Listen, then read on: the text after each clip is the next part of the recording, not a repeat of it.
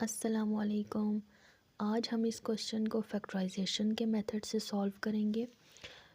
Factorisation करने के लिए हमें क्वाड्रेटिक इक्वेशन की जनरल फॉर्म चाहिए होती है और इसकी जनरल फॉर्म है ax का square plus bx plus c is equal to zero, जो कि हमारे पास है। अगर ये एक डिफरेंट सिचुएशंस में क्वेश्चन होता तो हम इसको पहले इस फॉर्म में लेकर आते एंड देन फैक्टराइजेशन स्टार्ट करते। ठीक है, तो हम स्टार्ट करते हैं। फैक्टराइजेशन करने के लिए हमें कांस्टेंट को और वेरिएबल ऑफ एक्स का स्क्वायर इन दोनों को आपस में मल्टीप्लाई करना होता है। ठीक है, यानी आप सिंपल वर्ड्स में फर्स्ट एंड लास्ट वाले को आपस में मल्टीप्लाई करेंगे। जो आंसर आएगा उसको हम पहले हम मल्टीप्लाई कर लेते हैं। 3 मल्टीप्लाई 24। कैलकुलेटर हम यूज़ करेंगे। ठीक है, 3 मल्टीप्लाई 24 इज़ इक्वल टू 72। ठीक है, हमारे पास क्या आंसर आया? 72। अच्छा, अब देखिए 72 आया है। अब हमें कोई ऐसा टेबल ढूंढना है कि जिसको मल्टीप्लाई करने से 72 आए और प्लस या माइनस करने से हमारे पास ये bx यानी कि 14x आए। एक बार फिर बता देती हूँ कि फ़र्स्ट एंड लास्ट वेरिएबल को आपस में मल्टीप्लाई करेंगे। जब मल्टीप्लाई करेंगे और जो आंसर आएगा उसको हमने ऐसे टेबल्स में 2 से लेके 20 तक के टेबल्स में हमने ढूंढना है कि ऐसे किस जगह पे 72 आएगा कि जिसको प्लस या माइनस करने से हमारे पास 14x बन जाए। ठीक तक के टेबल्स लिखे हुए हों तो आप उसमें से ढूंढ सकते हैं। और अगर आप एग्ज़ामिनेशन हॉल में बैठे हैं तो फिर आप अपने कैलकुलेटर की हेल्प से बहुत इजीली इस क्वेश्चन का सलूशन ढूंढ सकते हैं। जैसे कि आपने देखा था, हमने 3 मल्टीप्लाई 24 किया था तो हमारे पास 72 आया था। ठीक है, अब 72 को हम डिवाइड करेंगे पहले 2 के साथ, तो आंसर हमारे पास आया 36। अब 36 में से अगर हम 2 को स्किप करते हैं यानी माइनस करते हैं तो भी हमारे पास 14 नहीं बनता, तो दैट्स मीन 2 हमारा नहीं जाएगा। तो 2 को करके स्किप अब हम 3 के साथ डिवाइड करेंगे तो आंसर आया 24। अब देखें 24 में से भी अगर हम 3 को स्किप करते हैं तो 21 आता है, 14 फिर भी नहीं आता। तो दैट्स मीन अब हम 4 के टेबल पे डिवाइड करेंगे तो हमारे पास आया 18। ठीक है, अगर हम 18 में से 4 को स्किप करते हैं तो हमारे पास 14 बन जाएगा। ठीक है, एक दफ़ा फिर देख लें कि 72 को हमने 4 पे डिवाइड किया तो हमारे पास 18 आ गया है। अब अगर हम 18 में से 4 को माइनस करते हैं तो हमारे पास 14 आ जाएगा। जबकि हम 4 को 18 के साथ मल्टीप्लाई करेंगे तो आंसर हमारे पास 72 आएगा। ठीक है, मैंने आपको पहले भी कहा था कि फ़र्स्ट एंड लास्ट वेरिएबल को आपस में मल्टीप्लाई करेंगे। जो आंसर आएगा उसको हमने इस ऐसे टेबल पे लेके जाना है कि जिसको प्लस या माइनस करने से भी वही बने और मल्टीप्लाई करने से भी वही बने। ठीक है, तो अब देखिए कि 18 में से 4 को माइनस करेंगे तो 14 बना, जो कि हमारे पास bx में मौजूद है। और इसी 18 और 4 को आपस में मल्टीप्लाई करें तो हमारे पास 72 भी बन जाता है। दैट्स मीन ये सारी सिचुएशन हमारी कंप्लीट है। अब बात करते हैं साइंस की। 14x के साथ साइन है पॉजिटिव का और इन दोनों को मल्टीप्लाई किया था, इसके साथ प्लस का साइन था, इसके साथ नेगेटिव का था। पॉजिटिव और नेगेटिव जब भी मिलते हैं साइन हमेशा नेगेटिव का लगता है। तो दैट्स मीन हमारे पास जो 72 आया है वो नेगेटिव में आया है। ठीक है, हमारे पास 72 नेगेटिव में आया है और 14 हमें पॉजिटिव में चाहिए। तो इसको लिखेंगे कैसे? अब देखें, ये हमें पॉजिटिव में चाहिए, दैट्स मीन अच्छा जब प्लस या माइनस करते हैं तो साइन हमेशा बड़ी वैल्यू का लगता है। अगर बड़ी वैल्यू के साथ पॉजिटिव होगा तो पॉजिटिव लगेगा, अगर बड़ी वैल्यू के साथ में नेगेटिव है तो नेगेटिव लगेगा।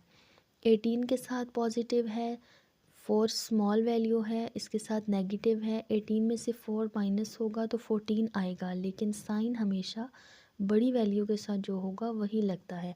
दैट्स मीन अगर हम इसको इस तरीके से लिखें -24 इज़ इक्वल टू 0। अब देखें, इन दोनों को माइनस आपस में करें तो पॉजिटिव 14 बनेगा, और इन दोनों को आपस में मल्टीप्लाई करें तो -72 बनेगा, क्योंकि साथ में इनके साइंस भी मल्टीप्लाई होंगे, और पॉजिटिव और नेगेटिव जब भी मल्टीप्लाई होते हैं साइन हमेशा नेगेटिव का लगता है। ठीक है, अब पेयर्स बना लेंगे 2 2 के। ठीक है, ये फर्स्ट 2 और ये फर्स्ट 2। ठीक है, अब इसमें से हम 3 कॉमन लेंगे एक्स, अच्छा सॉरी, अब हम इसमें से कॉमन लेंगे तो 3x, 3 भी कॉमन आएगा और x दोनों के पास है तो कॉमन आ जाएगा। यहाँ पे रह गया हमारे पास x, साइन लगा पॉजिटिव का, 3 के टेबल पे 18, 3 6 आर 18 होता है। ठीक है, x हमारे पास ऑलरेडी बाहर कॉमन में आ गया तो दैट्स मीन x + 6 ही बच गया। मिड वाला साइन एज इट इज़ लगेगा। अगर यहाँ पे साइन पॉजिटिव होगा तो अंदर वाला साइन चेंज नहीं होगा, अगर यहाँ पे साइन नेगेटिव का है तो कॉमन लेंगे तो अंदर साइन चेंज हो जाएगा। और एक और बात आप याद रखें कि ये जो ब्रैकेट्स के अंदर वैल्यूज़ आएंगी ये एज इट इज़ सेम आएंगी, इनके साइंस भी और इनके वेरिएबल्स भी बिल्कुल सेम आएंगे। बाहर कॉमन कुछ भी आए मैटर नहीं करता, लेकिन ब्रैकेट्स के अंदर चीज़ बिल्कुल सेम आनी चाहिए। और तो इसी तरह इस पेयर में से अगर हम 4 कॉमन लेते हैं तो x निकल आया, यहाँ पे नेगेटिव कॉमन आया है तो अंदर साइन चेंज हो जाएगा। 4 के टेबल पे 24, 4 6 24 आता है, तो हम लिखेंगे is equal to 0, as it is आ जाएगा। तो आप देखिए ये ब्रैकेट भी के अंदर भी सेम है, ये भी सेम है, तो दैट्स मीन हम ठीक जा रहे हैं। अब जो बाहर वाली कॉमन चीज़ें ली हैं इनको हम एक जगह लिख लेंगे, और जो ब्रैकेट के अंदर चीज़ें हैं उनको हम एक दफ़ा लिख लेंगे इज़ इक्वल टू 0। अब देखें ये वाली चीज़ भी इज़ इक्वल टू 0 है, x + 6 इज़ इक्वल टू 0 है, दैट्स मीन दोनों की दोनों चीज़ें इज़ इक्वल टू 0 हैं, तो हम इन दोनों को सेपरेटली लिख लेते हैं। 3x - 4 इज़ इक्वल टू 0 और x + 6 इज़ इक्वल टू 0। अब इसमें से 4 को हम इज़ इक्वल के उस साइड ले जाएंगे। ठीक है, तो ये बन गया +4। अच्छा, और इस साइड अगर हम लेके जाएंगे तो ये बन गया -6। तो यहाँ पे तो x की वैल्यू यहीं से निकल आई है, लेकिन यहाँ पे x के साथ 3 है तो 3 को यहाँ पे भी डिवाइड कर लेंगे, यहाँ पे भी डिवाइड कर लेंगे, यहाँ से ये कटिंग में चला जाएगा, तो x की वैल्यू बनी 4/3। अब हमारे पास फैक्टर्स तो आ गए हैं, एक बना 4/3 और एक बना -6। अब बारी है इसको चेक करने की कि ये क्वेश्चन हमारा ठीक है भी या नहीं। समटाइम्स क्वेश्चन में हमें रिक्वायर होता है कि हमने चेक करके बताना है, समटाइम्स कुछ भी ऐसा नहीं लिखा होता, जस्ट फैक्टराइज करना होता है। लेकिन बाय सेल्फ अगर आप इसको चेकआउट कर लेंगे तो आपको सेटिस्फेक्शन होगी कि हमारा क्वेश्चन बिल्कुल एक्यूरेट है। तो लेट्स स्टार्ट, हम इसको चेक करते हैं। स्टार्ट करते हैं, 4/3 को हम पुट करेंगे सबसे पहले जहाँ जहाँ पे x है वहाँ पे। ठीक है, 4/3 पावर एज इट इज़ आएगी, 14 के साथ भी 4/3 ऐड करेंगे माइनस ये। ठीक है, अच्छा अब आपको पता है कि 4 की पावर 2 हो तो आता है 16, इसी तरह 3 का स्क्वायर आई यानी कि 3 की पावर 2 हो तो आता है 9 प्लस 14, 4/3 एज इट इज़ आएगा, -24 इज़ इक्वल टू 0। अब देखिए 3 1 ज़ार 3, 3 3 ज़ार 9 आ गया। ओके, अब यहाँ पे हम करते हैं 16/3 प्लस 14 मल्टीप्लाई 4 करें तो हमारे पास आता है 56।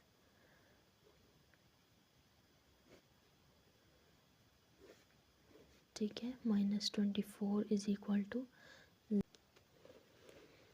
अच्छा ये देखें, इन दोनों का आपस में हम लेते हैं एलसीएम। ठीक है, तो बेसिस सेम है तो ऊपर एज इट इज़ चीज़ें आ जाएंगी। 56 16 + 56 -24 सेपरेटली लिखा रहेगा इज़ इक्वल टू 0। ठीक है, 16 + 56 करें। मैं साथ साथ कैलकुलेटर का यूज़ कर रही हूँ, आप लोग भी अपने साथ ही रखिएगा। 72। ठीक है, 72 divided by 3 -24 is equal to 0। अब देखें यहाँ पे भी हम एलसीएम ले सकते हैं, यहाँ पे 1 है, बेसिस चूँकि सेम नहीं है तो हम क्या करेंगे 72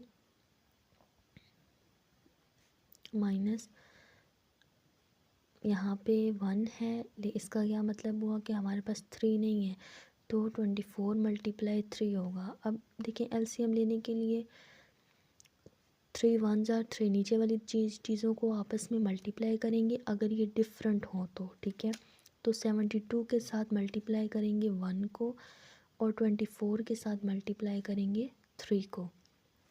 तो 72 × 1 72 आया, 24 × 3 आया हमारे पास 72।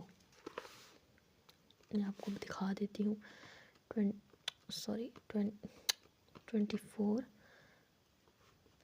× 3 इज़ इक्वल टू 72। 72 - 72 हुआ 0। दैट्स मीन 0 डिवाइडेड बाई 3, तो 0 डिवाइडेड बाई 3 0 मतलब 0 इज़ इक्वल टू 0। तो दैट्स प्रूफ कि ये वाली हमारी सिचुएशन या ये वाला हमारा फैक्टर बिल्कुल राइट है। अब हम चलते हैं सेकंड की तरफ जो कि था हमारा -6। ठीक है, अब हम इसी तरह सेम वैल्यू में ये देखें 7 -6 को हम पुट आउट करेंगे और देखेंगे कि हमारा 0 आता है या नहीं। Let's start. ओके, अब हम -6 को पुट आउट करेंगे क्वेश्चन के अंदर। तो ये देखें 3 जहाँ जहाँ पे x है वहाँ वहाँ पे हम -6 ऐड कर देंगे।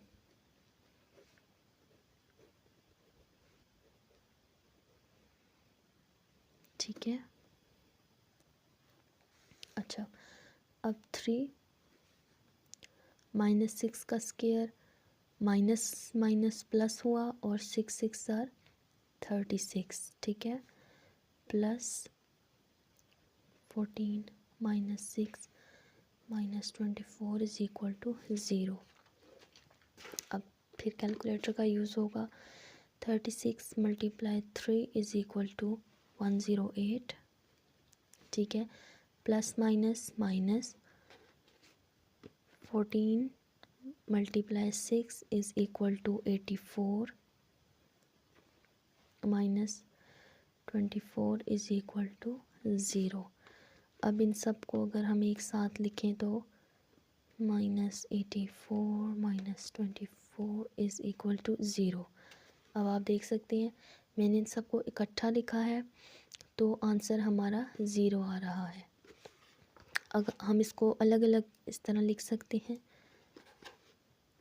-84 -24 is equal to -108 is equal to 0।